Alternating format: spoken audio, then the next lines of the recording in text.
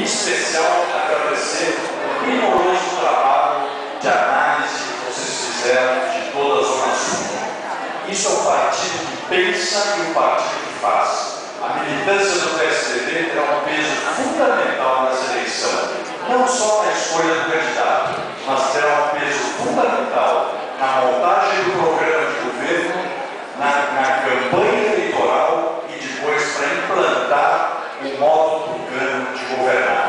Isso a gente conta com vocês, nós vimos que podemos contar com vocês pelo trabalho que vocês fizeram. Acho importante lembrar que a Zona Sul é uma área, de novo, uma área prioritária de São Paulo.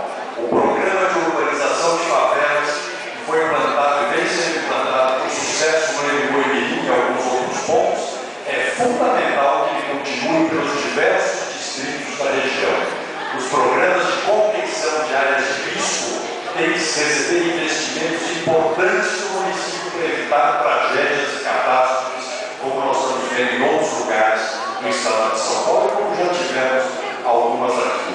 Paraisópolis tem sido implantado um belo projeto de verticalização da favela, que está transformando aquela região num bairro digno e num bairro eficiente, com moradia, comércio, serviços e uma boa urbanização. Agora, fora isso, gente, é política. Nós temos que fazer política. Não basta ganhar ou eleger e escolher o candidato nas prévias do partido. O candidato escolhido tem que ser um candidato que tenha condições, competência e experiência para administrar uma cidade com os problemas que São Paulo tem.